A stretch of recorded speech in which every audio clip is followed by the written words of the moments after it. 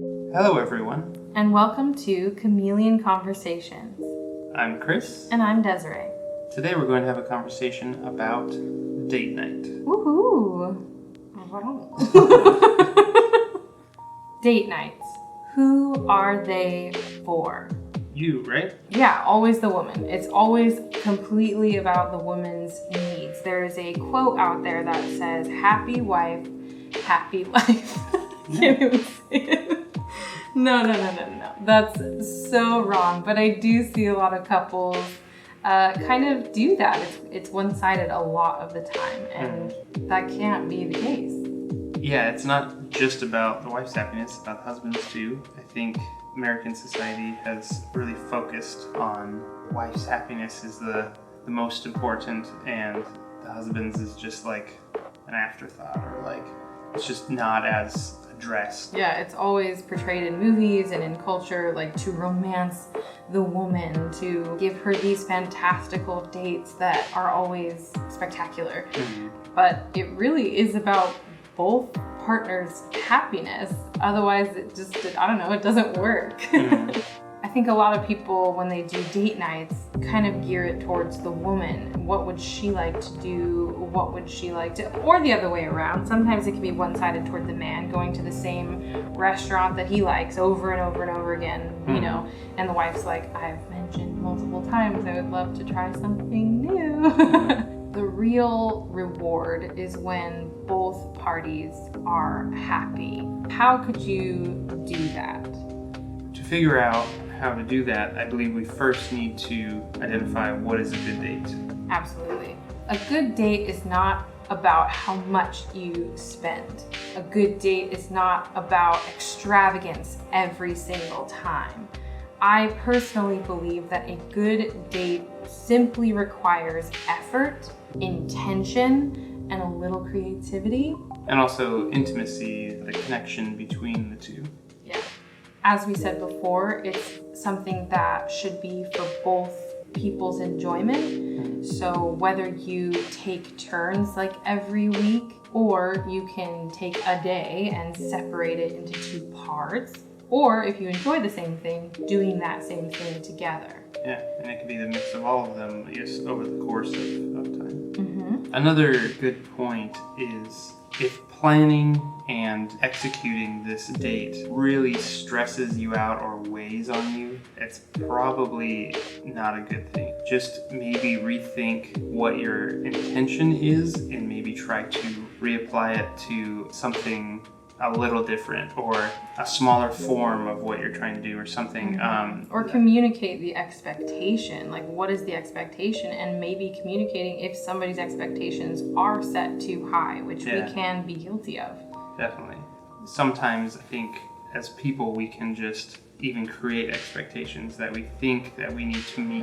Assuming that the other person needs this, that, or the other. But it may not even be true at all, and they're not expecting that at all, and so you're doing all this extra work for no real reason. I think the intention part takes listening to what the other person has said that they like or enjoy, and being spontaneous with that. But there's always simple little things that you can do that signify listening or thoughtfulness and effort. And I think that's really the key. So why is a date night important? Someone once said, if you don't focus on dating your spouse while you're married, you will begin to date other people, whether it's in your mind, people you are spending a lot of time with at work, or things like if you love sports or you love things, then you will put all of your focus into that, where you need to be constantly putting that focus and love back into your relationship.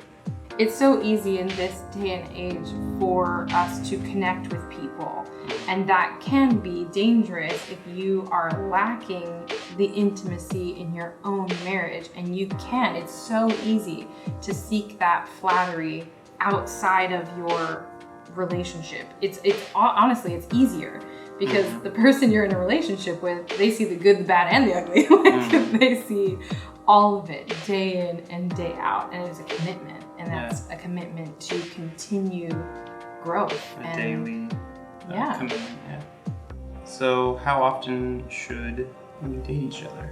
That, I think, is to each couple to decide. I think we like to try to do it weekly. We try to set aside an evening each week. But if that's too much for people, you could do it every other week. You could do like the first Friday of every month, is your guys' date night. Everybody's schedule is different, and I think you have to make that decision as a couple. Yep.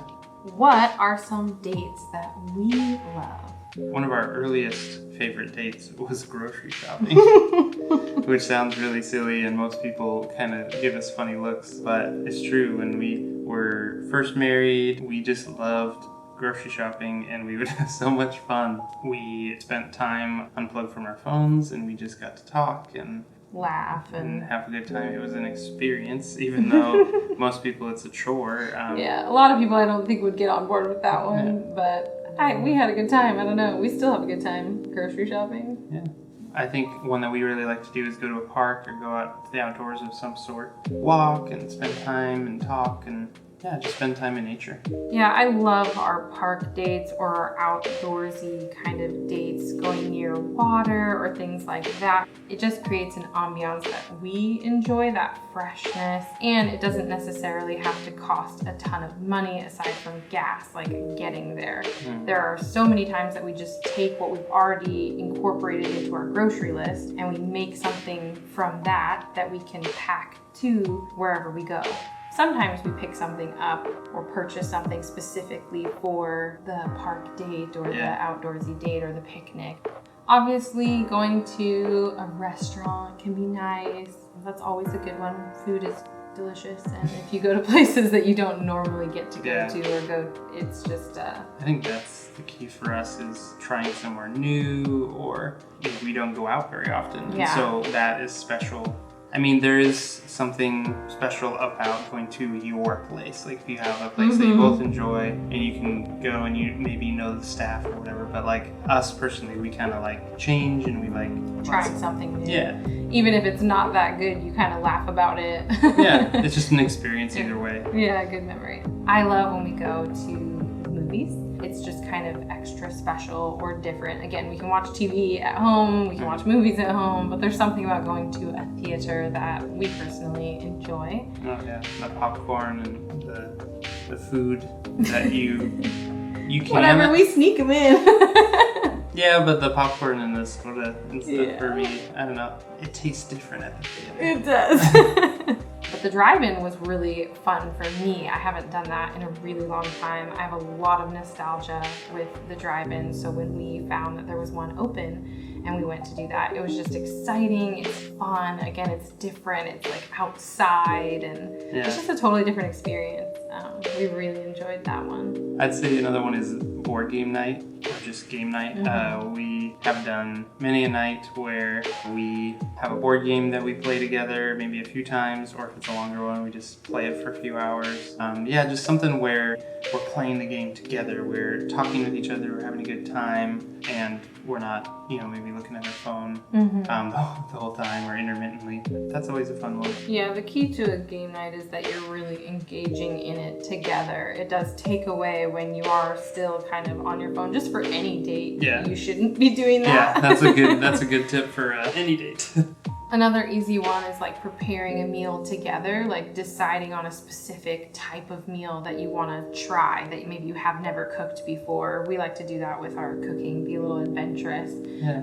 But when you like plan out the meal, you go get those ingredients and you specifically cook together. Yeah. And we've had to obviously get creative with the quarantine, but things like that, or even bringing takeout back home. I know a lot of people do that regularly, but for us it's kind of more of a special thing, and so we can bring the restaurant home and then watch something or just eat and talk, and that's a decent quarantine date. I think tonight we're actually going to go to an Asian market near us that we've always wanted to visit. Our friends talk highly of it all the time, and we just want to go explore it together, look at all the different unique things that we're not familiar with, and then like kind of as a treat at the end, choose some sort of snack or candy or something that's unfamiliar to us and eat it and see what we think. Yeah. So it can be simple. It can be as simple as exploring a place, walking around. Yeah. With no intention of spending crazy amounts of money, but just exploring together. Yeah, I think that's kind of like a fun thing you can do, especially in like really big stores like Daiso, or I think we've done it at like Bass Pro Shop. Oh yeah, I've never been. Yeah, and like stores like that where you can kind of just look at stuff. Like there's so much to look at.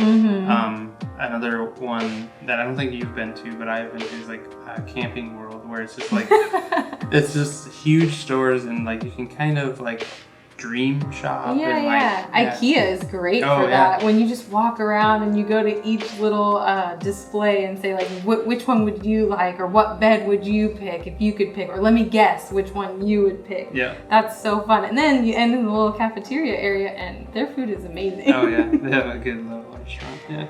Yeah, just get creative with it. It's all about the effort, the intention. Obviously, there's a lot that goes into dating one another, and there's so much more we could say on the topic, but that's the beauty of conversations.